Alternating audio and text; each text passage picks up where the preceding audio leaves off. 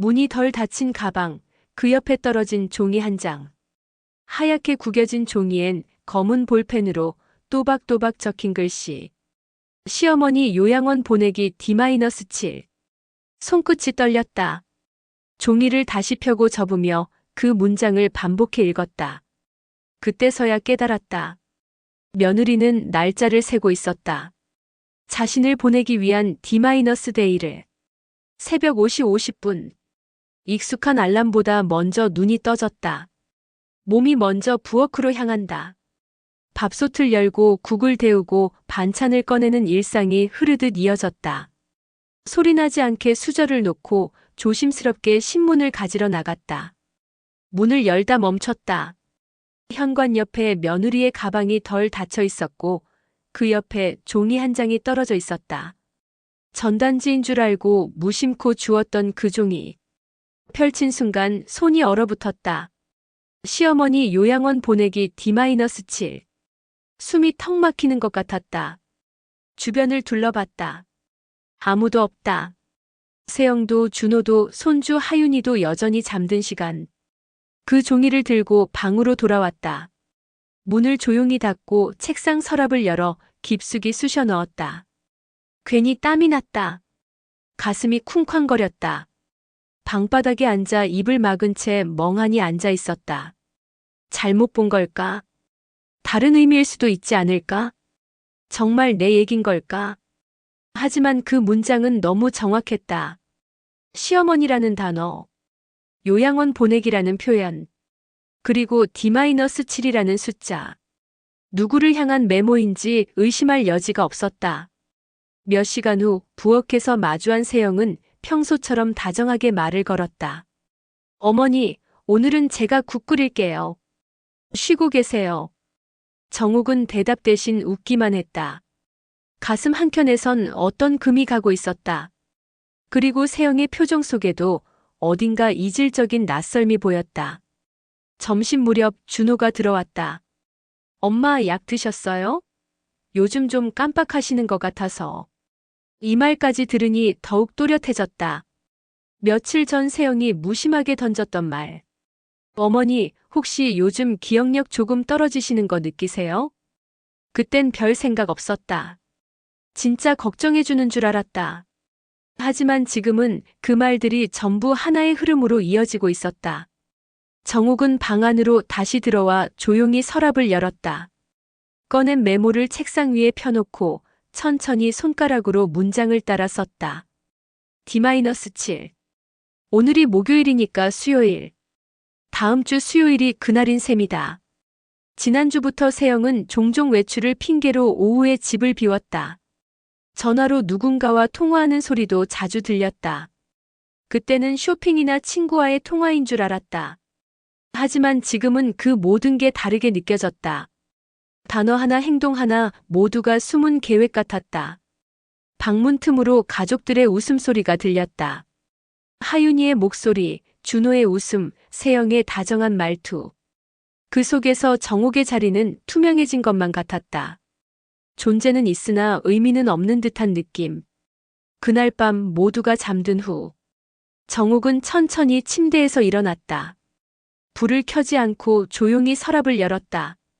메모를 꺼내 다시 읽었다. 글씨는 여전히 또렷했고 마음은 더 무거워져 있었다. 무슨 말을 해야 할까? 이걸 꺼내면 오히려 자신이 이상한 사람처럼 몰릴지도 모른다. 이 집은 이제 그녀의 집이 아니었다. 며느리의 계획이 시작되었고 아들은 무관심했고 손주는 아직 너무 어렸다. 벽에 걸린 가족 사진을 바라봤다. 밝게 웃고 있는 네 사람. 정옥도 그 한가운데 서 있었다. 하지만 이제는 그 웃음이 불편하게 느껴졌다. 그 사진 속 웃음조차도 가짜처럼 보였다. 시계를 보니 자정이 넘었다. 이 집에서의 시간도 그렇게 흐르고 있었다. 다음 주 수요일까지 이제 6일.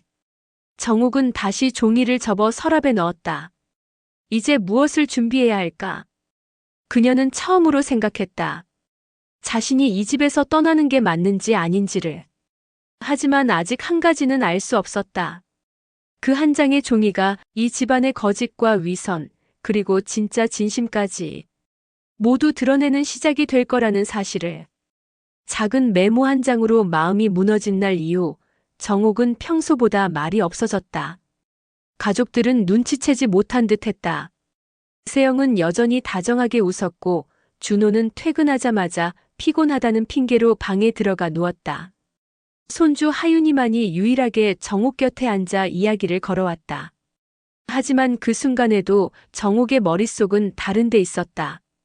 D-7. 이틀이 지나 이제 D-5. 며느리는 지금 어떤 생각을 하고 있을까? 그 종이 한 장으로는 모든 진실을 알 수 없었다. 그녀는 알아야 했다. 왜 언제부터 무엇을 준비했는지를. 그날 평소와 다름없는 오후. 세영은 친구를 만나러 외출을 나섰다. 하윤이는 유치원에 갔고 준호는 회식으로 늦는다고 했다. 집안엔 정옥 혼자였다. 그녀는 망설였다. 하지만 더는 물러설 수 없었다. 서재로 쓰이는 작은 방 세영의 노트북과 책들, 가방이 놓인 곳. 정옥은 조심스럽게 그 방에 들어섰다. 책상 위에는 다이어리가 한 권 놓여 있었다. 가죽 커버의 고급스러운 다이어리. 세영은 하루 일정을 기록하는 습관이 있었기에 정옥은 혹시나 하는 마음으로 조심스럽게 펼쳐보았다. 처음엔 별다를 것 없는 일상들이 적혀 있었다. 마트 장보기, 하윤이 병원 예약, 엄마 생신 선물 사기. 하지만 몇 장 넘기자 낯선 단어들이 등장하기 시작했다. 요양원 상담 완료. 치매 테스트 문진표 출력. D-14. 보험 실비 적용 확인 완료. D-10. 계약서 사전 작성, 서명 대리 준비. 그리고 가장 최근 날짜의 페이지엔 이렇게 적혀 있었다. D-7. 정리 중. 어머니는 눈치 못 챔. 당일 이동은 오전 10시로 확정. 그 순간 손에서 다이어리가 떨어질 뻔했다. 마치 누군가 뒤에서 밀어버린 것처럼 가슴이 철렁 내려앉았다. 눈치 못 챔. 그 짧은 문장이 비수처럼 박혔다. 정옥은 조용히 의자에 앉아 다이어리를 다시 읽었다. 일정은 정교했고 상황별 대처도 적혀 있었다. 혹시 정옥이 거부할 경우 아들에게 어떤 말을 하게 할지까지 적혀 있었다. 어머니, 이젠 편하게 계실 곳이 필요해요. 우릴 위해서도 본인을 위해서도 이게 맞는 선택입니다. 그 말이 떠올랐다. 얼마 전 준호가 중얼거리듯 했던 그 말. 그땐 대수롭지 않게 넘겼지만 지금 생각해보면 모든 퍼즐이 맞아떨어졌다. 그녀는 책장을 더 넘겼다. 거기엔 사진이 끼워져 있었다. 어딘가 낯선 공간. 벽이 하얗고 창문은 좁고 침대는 쇠로 되어 있는 방. 그리고 사진 뒷면에 적힌 한 줄. 3인실 2번 베드뷰 없음. 공기정화기 비치 요청. 이곳이 자신이 갈 곳이었다.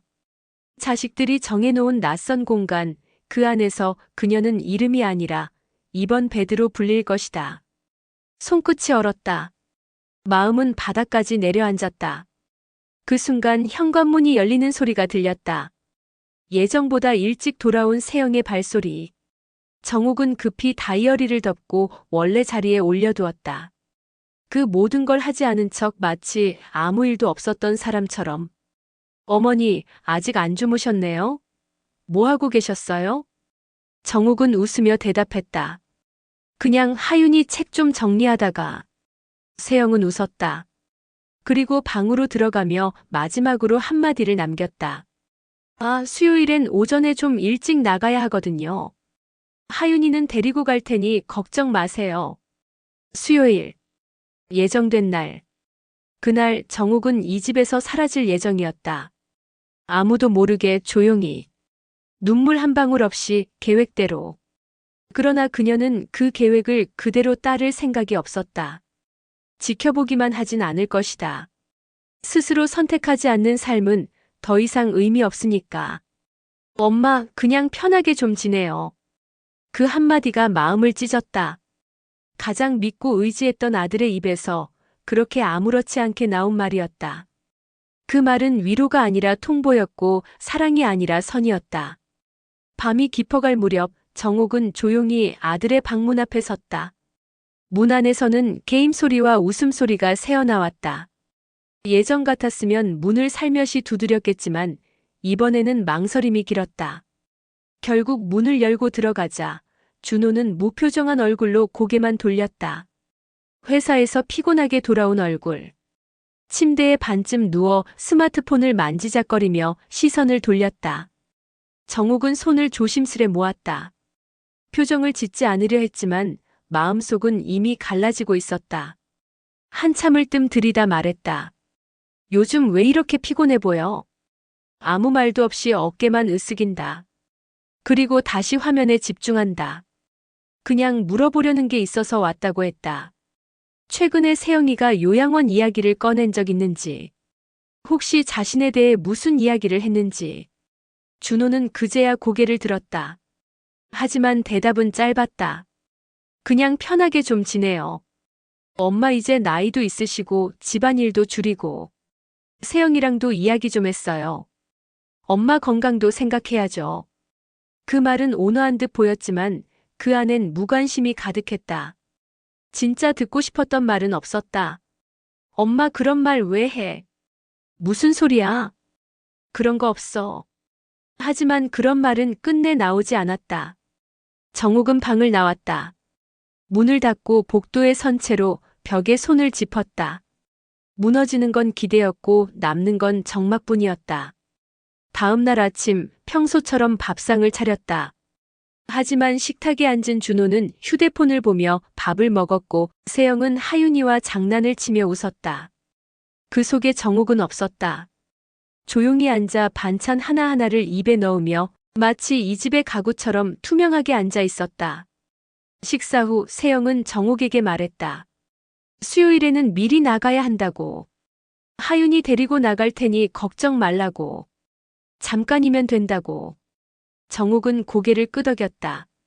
하지만 머릿속은 멈춰 있지 않았다. 계산은 계속됐다. D-5에서 D-4. 남은 시간은 점점 줄어들고 있었다. 그날 오후 정옥은 자신이 아끼던 보자기 하나를 꺼냈다. 오래전 어머니에게 물려받은 천이었다. 그 안에 무언가를 넣기 시작했다. 손때 묻은 수첩, 작은 라디오, 사진 한 장. 그녀의 조용한 짐꾸리기였다. 누가 봐도 그것은 도망의 준비가 아니라 작별의 예고였다. 아무에게도 말하지 않았지만 그녀는 알고 있었다. 이 집에서의 마지막을. 가족이라는 이름의 껍데기 속에서 자신이 얼마나 외로웠는지를. 밤이 되었다. 준호는 여느 때처럼 늦게 들어왔고 세영은 하윤이와 함께 먼저 잠들었다. 거실엔 불도 꺼져 있었다. 정옥은 어두운 부엌에서 물을 한 잔 마시고 천천히 거실 창가로 다가갔다. 창문 너머로 보이는 거리, 그 너머엔 그녀가 모르는 세상이 있었다. 그 세상은 두렵고 낯설었지만 이 집 안에서 느끼는 외로움보단 덜할 것 같았다. 그녀는 다시 조용히 방으로 들어왔다. 그리고 손에 쥔 종이를 꺼내 펼쳤다. 시어머니 요양원 보내기 D-7. 이젠 D-4였다. 이 집에 있을 수 있는 시간은 겨우 나흘 남았다. 문득 손주의 목소리가 떠올랐다. 할머니, 내일 유치원 가면 나 뭐 사줄 거예요? 정옥은 웃으며 말했었다. 글쎄, 좋은 거 하나 골라줄까? 그 말이 어쩌면 이 집에서 마지막으로 진심이 담긴 말이었는지도 몰랐다. 전화기 너머로 들려온 단어. 요양원 당일 이송, 사전 동의서. 그 순간 정옥은 깨달았다. 며느리의 웃음 뒤엔 두 얼굴이 있었다. 그리고 그중 하나는 자신을 완전히 지우는 얼굴이었다. 햇살이 드는 오전, 정옥은 평소처럼 거실 소파에 앉아 있었다. 세영은 옆에서 하윤이의 유치원 가방을 챙기며 분주하게 움직이고 있었다. 햇빛에 반짝이는 세영의 머리칼은 참 곱고 그 말투는 여전히 부드러웠다. 하지만 이제 정옥은 그 다정함을 더 이상 믿지 않았다. 며칠 전 세영이 전화를 받으며 작은 방으로 들어간 순간 문이 완전히 닫히지 않은 틈으로 들려온 말들. 네, 다음 주 수요일 오전 10시로 확정입니다. 치매 진단서도 준비되어 있고요. 네, 저희가 대리 서명 처리할게요. 그 말들이 창문 틈으로 스며들던 햇살처럼 뼛속으로 파고들었다. 그날 이후 정옥은 조심스럽게 세영의 행동을 관찰하기 시작했다. 집안에서는 여전히 다정한 며느리였다. 어머니, 무릎은 괜찮으세요? 오늘은 제가 반찬 해볼게요. 하지만 세영이 집을 나서기만 하면 표정이 달라졌다. 전화 통화를 하며 잦은 미소를 띄었고 짧은 메모를 적는 일도 많아졌다. 요양원 브로슈어 같은 종이들도 가방에 들락날락했다. 정옥은 그 모든 것을 아무렇지 않은 척 지켜봤다. 이미 오래전부터 이 집에서의 자신은 의논의 대상이 아니었다. 결정은 내려져 있었고 이제 남은 건 이행뿐이었다. 어느 날 오후 세영이 외출을 나서는 순간 정옥은 가만히 뒤를 따랐다. 천천히 멀리서.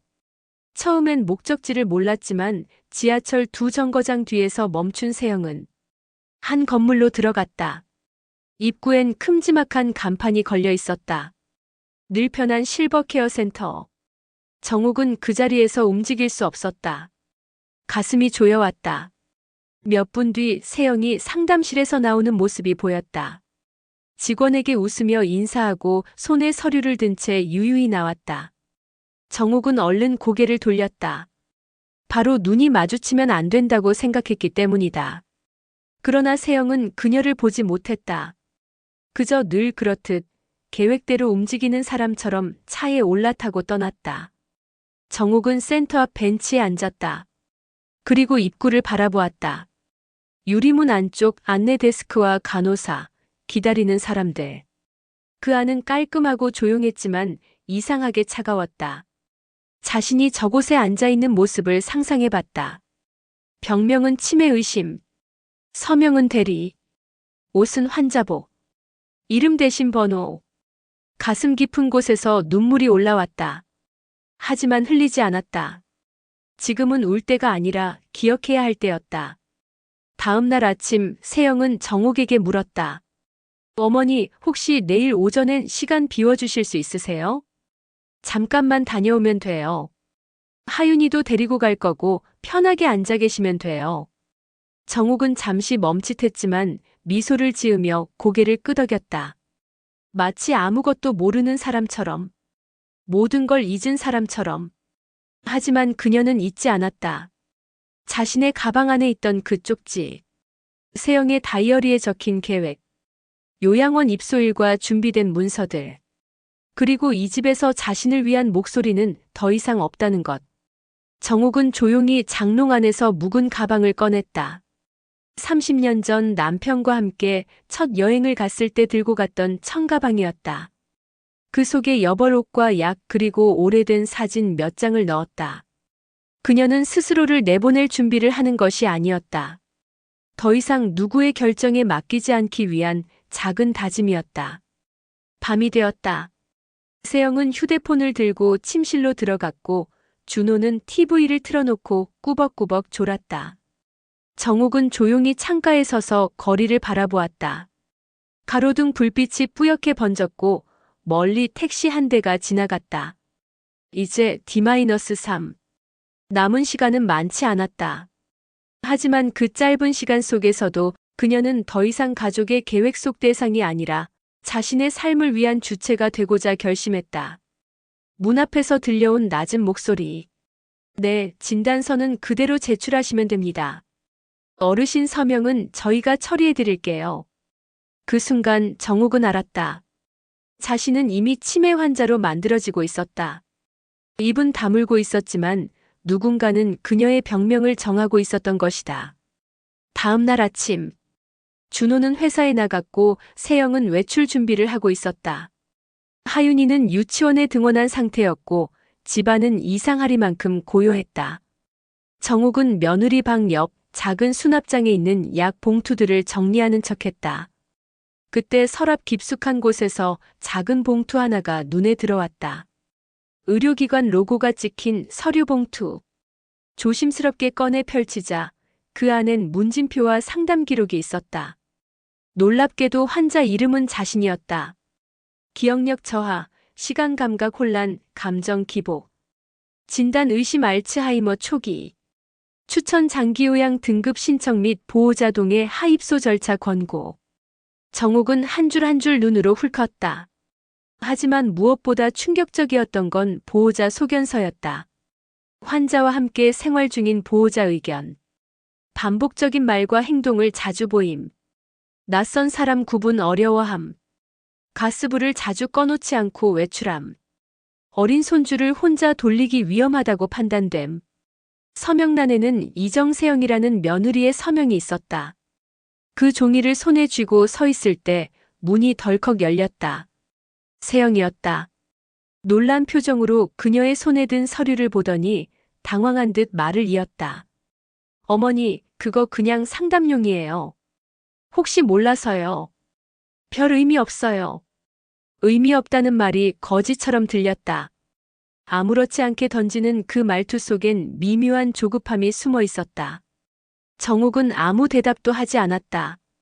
그저 고개를 끄덕이며 서류를 원래 자리에 돌려놓았다. 그리고 방으로 돌아왔다. 가만히 침대에 앉아 창밖을 바라봤다. 기억력 저하, 가스불, 손주를 돌보는데 위험. 그녀는 순간 자신을 의심하게 됐다. 혹시 내가 잊은 게 있었나? 하지만 곧 마음을 다잡았다. 한 번도 불을 켜놓은 채 외출한 적 없었다. 하윤이 돌볼 때도 실수한 적 없었다. 기억이 희미해질 만큼 흐릿하지도 않았다. 이건 만들어진 현실이었다. 가족의 필요에 따라 설정된 병명이었고 서류 위의 팩트가 아닌 그들의 계획이었다. 며칠 전 우연히 지나친 며느리와 통화 내용이 떠올랐다. 진단서 조작은 아니고요. 그냥 증상 체크 정도예요. 치매 가능성이 있다면 입소는 가능하다고 하시더라고요. 그 말, 조작은 아니라고 했지만 진실도 아니었다. 정옥은 자신이 누구에 의해 어떤 존재로 규정되고 있는지 똑똑히 느꼈다. 밤이 되었다. 준호가 퇴근에 들어왔다. 정옥은 오늘 있었던 일을 조심스레 꺼냈다. 상담 서류를 봤다고 자기 이름이 적혀 있었다고 그게 무슨 뜻인지 물었다. 하지만 돌아온 대답은 단호하고도 차가웠다. 엄마 세영이랑 저랑 얘기 많이 했어요. 이젠 엄마도 좀 쉴 때 됐잖아요. 요즘 깜빡하시는 것도 작고. 하윤이도 이제 크고. 엄마가 편한 데서 계시는 게 맞는 것 같아요. 그 말은 다정한 위장 아래 감춰진 거절이었다. 지금 엄마의 말은 중요하지 않다는 뜻. 지금 엄마의 입장은 이미 반영되지 않았다는 뜻. 정옥은 다시 고개를 끄덕였다. 하지만 그 고개 끄덕임은 수능이 아닌 단념이었다. 방에 돌아온 그녀는 손에 쥐고 있던 종이를 천천히 펼쳤다. 시어머니 요양원 보내기 D-7. 이제는 D-2였다. 사람들은 그녀를 치매 환자로 기억하게 될 것이다. 그러나 그녀는 아직도 자신의 이름을 정확히 쓸 줄 알고 자신이 사랑한 가족들이 어떻게 변해가는지도 정확히 볼 수 있었다. 그날 밤 정옥은 처음으로 자신의 이름을 써내려갔다. 편지지에 흔들리는 손으로. 가장 먼저 적은 문장은 이것이었다. 나는 아직 나를 기억한다. 방문 너머로 들려온 남자의 낮고 차가운 목소리. 그 여자는 모를 겁니다. 이미 서류는 다 처리됐으니까요. 그 순간 정옥은 깨달았다. 자신을 요양원으로 보내는 이 일에는 가족 말고도 또 다른 누군가가 엮여 있었다. 그리고 그 진짜 목적은 치매도 돌봄도 아니었다. 새벽이었다. 잠이 오지 않았다. D-1. 내일이면 자신은 이 집에서 계획된 방식으로 사라지게 된다. 하윤이 방 안에서 새근새근 잠든 숨소리가 들려왔다. 그 작은 숨소리마저 정옥에게는 위안이자 슬픔이었다. 이 아이가 커서 기억할 할머니의 모습이 가방을 끌고 요양원에 실려가는 모습이라면 얼마나 서글플까. 거실 소파에 앉아 조용히 눈을 감은 채 앉아 있었다. 그때 작은 방에서 불빛이 새어나왔다. 세영이었다. 휴대폰을 들고 낮은 목소리로 통화를 하고 있었다. 처음엔 그냥 평범한 통화인 줄 알았다. 하지만 그 대화 내용은 정옥의 등줄기를 서늘하게 만들었다. 네, 원장님. 내일 오전 9시에 출발해서 도착은 10시 전입니다. 차량은 기사님이 오시는 거죠? 네, 어르신은 아직 몰라요. 그냥 외출인 줄 아세요. 그리고 이어진 다른 쪽의 목소리. 남자의 낮고 단호한 말투. 그 여자는 모를 겁니다. 이미 서류는 다 처리됐으니까요. 보호자 동의도 받았고 진단서도 제출됐고 문제 없습니다. 순간 정옥은 거실 테이블을 짚었다. 심장이 쿵 내려앉았다. 그 여자라는 단어가 귓가에 박혔다. 그 여자가 누구겠는가? 자신이었다. 보호자라는 이름 아래 자식과 며느리는 이미 모든 걸 처리했다. 그리고 그녀는 그 사실을 모른 채 따라오게 되어 있었다. 통화가 끝난 뒤 세영은 조용히 문을 닫고 방으로 들어갔다. 정옥은 꼼짝도 하지 못한 채 소파에 앉아 굳어 있었다. 눈물이 났다. 분노보다 슬픔보다 깊은 눈물이었다. 살아있는 동안 누군가에게 그 여자로 불린다는 건 존재 자체가 지워졌다는 뜻이었다.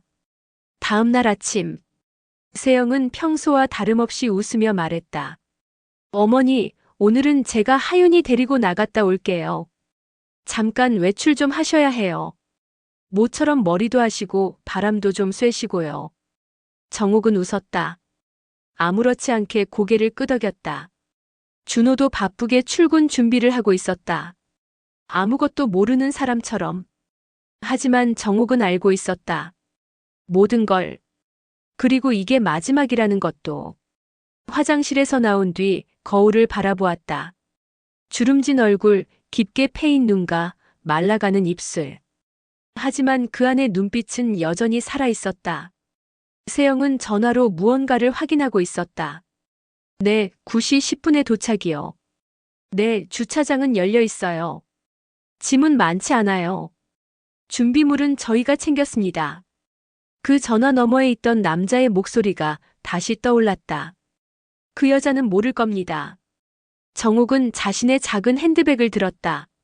안에는 여권, 통장 사본, 약 그리고 편지 한 장. 마지막으로 스스로를 지키기 위한 준비물이었다. 그녀는 오늘따라 평온한 집안을 둘러봤다. 거실, 부엌, 하윤이의 방, 그리고 가족 사진. 그 안에 자신은 환하게 웃고 있었다. 그러나 그 웃음은 거짓이었다. 그 사진 속의 여자는 이 집에서 가장 먼저 지워질 운명이었다. 9시 정각. 집 앞에 흰색 승합차 한 대가 도착했다. 세영은 정옥에게 다정하게 말했다. 어머니, 준비되셨어요? 저랑 같이 가요. 정옥은 고개를 끄덕이며 따라 나섰다. 하지만 발걸음은 집안이 아닌 뒤편 골목으로 향했다. 그녀는 그 길을 따라 조용히 사라졌다. 승합차를 기다리는 이들이 모르게, 가족조차 눈치채지 못하게. 그녀는 계획된 인생의 마지막 날 스스로 계획을 바꾸는 선택을 했다. 버스 정류장 앞 낡은 벤치에 앉은 노인. 작은 손이 그녀의 무릎을 붙잡으며 떨렸다. 할머니 어디 가요? 우리 집 가야죠. 그 말 한마디에 굳어있던 정옥의 눈빛이 서서히 무너졌다. 자신이 떠나려 했던 이유도 그 길의 끝도 모두 흐릿해졌다. 그 작은 손 하나가 그녀의 결심을 흔들기 시작한 것이다. 집을 나선 정옥은 빠르게 골목길을 걸었다. 어디로 가야 할지 정확히 정해진 건 없었다. 그저 계획된 차에 타지 않겠다는 의지 하나로 움직였다. 아직 이 집에 끌려가지 않을 자유가 자신에게 남아있다는 사실을 확인하고 싶었다. 가방 속 편지와 통장을 손으로 꾹 눌러쥐었다. 혹시라도 누가 쫓아오면 멈추지 않고 뛰기로 마음먹었다. 오늘은 살아있는 자신을 위해 도망치는 날이었다. 버스 정류장 벤치에 앉아 호흡을 고르던 그때 멀리서 작은 그림자가 달려오는 소리가 들렸다. 할머니. 그 목소리. 하윤이었다. 정옥은 본능적으로 고개를 돌렸다. 정말이었다. 가방을 맨 채 양말도 제대로 신지 못한 아이가 헐레벌떡 뛰어오고 있었다. 눈은 벌개져 있었고 얼굴엔 눈물이 흐르고 있었다. 할머니, 왜 가요? 할머니, 같이 가요. 할머니 집에 있어야지. 안 그러면 나 혼자잖아. 하윤이는 정옥의 무릎에 얼굴을 묻고 울었다. 사람들의 시선도 있었지만 아무도 말리지 않았다. 이건 한 아이의 진심이었고 한 여자의 마지막 끈이 흔들리는 순간이었기 때문이다. 정옥은 하윤이를 꼭 안았다. 처음이었다. 이렇게 아이의 체온이 뜨겁고 작고 가벼웠다는 걸 느낀 건 준호와 세영은 하윤이가 사라진 걸 모르고 있었다. 그들은 지금쯤 집안을 돌며 정옥의 가방만 찾고 있었을 것이다. 하지만 진짜 잃은 것은 이 아이였다. 하윤은 어른들이 보지 못한 진짜 가족을 느끼고 있었던 것이다. 정옥은 조심스럽게 물었다. 하윤아, 어떻게 나왔니? 하윤은 훌쩍이며 말했다. 엄마가 어디 간다고 하고 아빠는 바빠서 안 보고. 근데 가만히 보니까 할머니 안 돌아올 것 같아서 무서웠다고. 그 말에 정옥의 가슴이 저렸다. 누구보다도 예리한 감각을 가진 건 어른이 아니라 아이였다. 정옥은 하윤의 머리를 쓰다듬으며 중얼거렸다. 이렇게까지 해서라도 내가 여기에 있을 이유가 남아있는 걸까? 버스가 정류장에 멈췄지만 그녀는 일어나지 않았다. 이 아이를 두고 갈 자신이 없었다. 손에 쥐었던 여권과 편지를 천천히 가방에 다시 넣었다. 갈 곳이 없어졌다는 두려움보다 이 손을 놓는 게 더 무서웠다. 잠시 후 휴대폰이 울렸다. 세영이었다. 정옥은 받지 않았다. 지금 이 순간 누구의 말도 듣고 싶지 않았다. 하윤은 여전히 눈물을 닦으며 말하고 있었다. 할머니, 나 유치원 안 갈래. 오늘은 할머니랑 있고 싶어. 우리 집 가자. 거기서 같이 밥 먹자. 정옥은 고개를 끄덕였다. 그리고 일어섰다. 하윤의 손을 꼭 잡고 천천히 길을 되돌아가기 시작했다. 이 집으로의 발걸음이 다시 시작된 이유는 자식도 며느리도 아닌 이 작은 손 하나 때문이었다. 하지만 정옥은 알았다. 이제 이 집은 단순히 돌아가는 곳이 아니라 무언가를 바꾸기 위한 전장이 될 거라는 것을. 하윤이와 함께 걷는 그 길은 조용했지만 그 안엔 다짐과 싸움이 동시에 담겨 있었다. 이대로 물러서지 않겠다고. 이 아이의 기억 속에 떠나는 뒷모습이 아닌 지켜내는 모습으로 남겠다고. 차문이 열렸다. 직원의 손이 그녀의 팔을 잡으려던 그 순간 정옥은 조용히 몸을 틀어 반대편 문으로 뛰었다. 요양원 입구까지 불과 10m. 하지만 그 거리보다 먼 것은 그녀가 되돌리려는 자신의 삶이었다. 수요일 아침. 예정된 날이었다. 세영은 이른 새벽부터 바빴다. 짐은 작고 단순했다. 세탁된 옷 몇 벌, 간단한 세면도구, 건강기록부. 모든 게 이미 준비돼 있었다. 정옥은 침착하게 그 모습을 지켜보았다. 마치 처음 듣는 일인 척 아무것도 모르는 사람처럼. 아침 9시. 차량이 도착했다. 세영은 밝은 표정으로 말했다. 어머니, 병원에 잠깐 다녀올 거예요. 건강검진이에요. 오래 안 걸려요. 저랑 같이 가요. 정옥은 천천히 고개를 끄덕였다.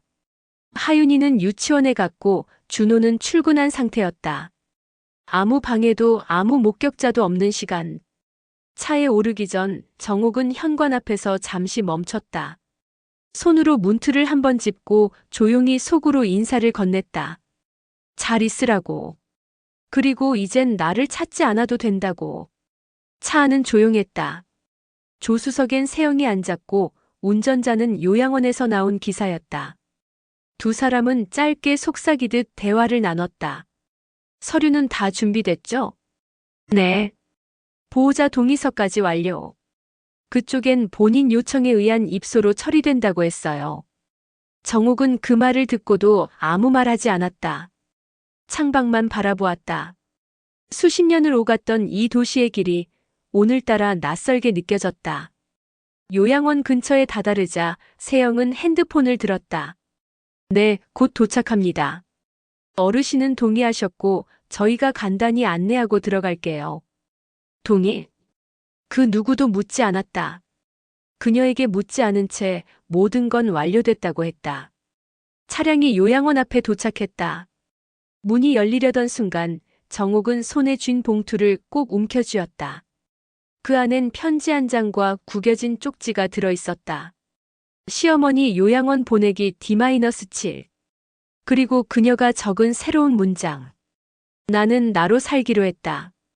직원이 차 문을 열고 다가왔다. 정옥은 천천히 몸을 움직이다가 갑자기 반대편 문을 밀었다. 문은 열려 있었고 그녀는 뛰기 시작했다. 놀란 세영의 외침이 등 뒤에서 들렸다. 어머니, 어디 가세요? 어머니. 하지만 멈추지 않았다. 작은 길을 지나 큰 길로 사람들 사이로 파고들었다. 몇 번 뒤돌아봤지만 쫓아오는 사람은 없었다. 그 순간 살아있다는 감각이 피부에 와닿았다. 한참을 달린 끝에 버스 정류장 근처 작은 카페에 들어섰다. 자리에 앉아 뜨거운 물 한 잔을 주문하고 숨을 고르며 봉투를 꺼냈다. 편지지를 꺼내 다시 한번 읽었다. 나는 아직 기억한다. 내 이름, 내 생일, 내가 사랑한 사람들. 나는 그 누구도 대신할 수 없는 한 사람이다. 그러니 나를 지키겠다. 그 글을 읽으며 정옥은 처음으로 눈물을 흘렸다. 무너져서가 아니라 지켜낸 자신에게 흘리는 눈물이었다. 휴대폰에는 수십 통의 부재중 전화가 찍혀 있었다. 준호, 세영, 요양원, 그리고 미확인 번호들. 하지만 어떤 것도 받지 않았다. 지금은 누구의 설명도 사과도 듣고 싶지 않았다. 그녀는 핸드백에서 작은 통장을 꺼냈다. 몇 달 전 몰래 만들어둔 통장. 이름도 연락처도 다른 보호자 이름으로 설정한 임시 계좌였다. 한 친구의 도움으로 만들어둔 안전장치. 이젠 자신만의 공간을 찾아야 했다. 가족의 계획에서 빠져나와 자기만의 결정으로 삶을 다시 시작해야 했다. 가방을 들고 일어난 그녀는 버스 정류장으로 향했다. 정류장 전광판에선 4번 마을버스가 2분 뒤 도착 예정이라 쓰여 있었다. 그녀는 탑승했다. 그리고 창가 자리에 앉아 조용히 창밖을 바라봤다. 어딘가로 가고 있다는 기분보다 어딘가에서 벗어났다는 해방감이 더 컸다. 세영과 준호는 요양원에 도착한 뒤에도 그녀를 찾을 수 없을 것이다. 계획은 깨졌고 보고서엔 입소 취소가 남을 것이다. 그리고 정옥의 삶엔 처음으로 누구의 이름도 아닌 자신의 이름으로 찍은 발자국이 남게 되었다. 문을 열었을 때 그곳엔 아무도 없었다. 반찬 냄새도 웃음소리도 누구의 기척도 없는 작은 방. 그 적막함 속에서 정옥은 처음으로 편안하다는 걸 느꼈다. 그녀는 알았다. 여기가 자식이 아닌 나를 위한 집이라는 것을. 한 달 전 친구 영숙에게 전화를 걸었을 때 정옥은 망설였다. 이 나이에 이런 말을 꺼내야 한다는 것 자체가 창피했고 내가 집에서 나왔다고 말하는 게 부끄러웠다. 하지만 영숙은 아무 말도 묻지 않았다. 목소리만 듣고도 무언가 심상치 않다는 걸 느낀 듯 일단 와. 그 얘긴 나중에 해. 그 한마디만 건넸다. 영숙은 동네에서 조그만 반찬 가게를 하며 혼자 살고 있었다. 남편과는 오래전 사별했고 자식들은 미국에 살았다. 정옥이 도망치듯 찾아간 그날 영숙은 집 앞에서 기다리고 있었다. 지하철역 근처의 작은 빌라. 계단을 오르면 딱 2칸짜리 복도, 그리고 그중 한쪽 끝에 난 문이 영숙의 집이었다. 며칠만 있다가 괜찮아지면 얘기해. 그 말이 정옥의 가슴을 울렸다. 그렇게 시작된 새로운 생활. 하루하루가 낯설고 조심스러웠지만 누구의 눈치를 보지 않아도 되는 시간이 주어졌다. 영숙은 정옥에게 월세 10만 원짜리 옆방을 소개해줬다.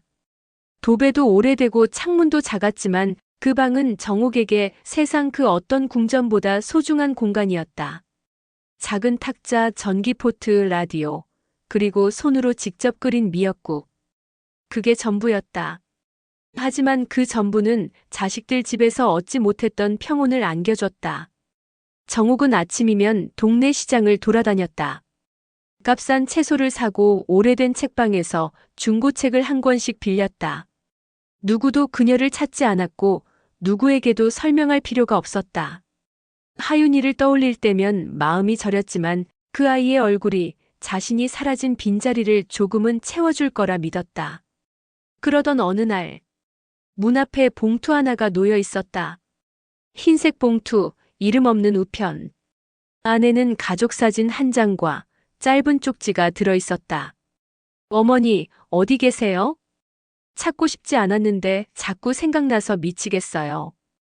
그날 저희가 했던 말들 그게 전부는 아니었어요. 제발 연락 주세요. 준호의 글씨였다. 정확히 말하자면 흔들린 글씨였다. 정욱은 손끝으로 사진을 쓸어보았다. 자신이 떠나기 전날 아침 마지막으로 찍었던 단체 사진. 그 사진 속의 미소는 이제 거짓이 아닌 그리움처럼 느껴졌다. 문제는 마음이었다. 떠나왔던 이유도 분명했고 고통도 선명했지만 그럼에도 불구하고 모성이라는 이름은 쉽게 지워지지 않았다. 그날 밤 영숙은 조심스럽게 물었다. 돌아갈 거야? 정욱은 한참 동안 말이 없었다. 그리고는 고개를 저었다. 이젠 내 이름으로 시작하고 싶어. 그 말은 곧 다짐이었다. 누군가의 어머니, 시어머니, 보호자가 아니라 그저 한 사람 정욱으로 살고 싶다는 다짐. 그렇다고 해서 가족을 잊은 건 아니었다. 하윤이의 목소리, 준호의 어린 시절, 그 모든 기억은 여전히 가슴 한켠에 살아있었다. 하지만 이제 그 기억들이 그녀를 올가매는 족쇄가 아니라 그녀를 지켜주는 울타리가 되길 바랄 뿐이었다. 다음 날 아침, 정욱은 커피포트를 올리고 반찬 가게에 들러 김치 한 봉지를 샀다. 돌아오는 길 햇살이 창문 사이로 스며들며 방 안을 환하게 비쳤다. 그 작은 방은 이제 그녀에게 누군가의 계획에서 벗어난 첫 번째 공간이 되었고 그 안에서 처음으로 진짜 숨을 쉴 수 있었다.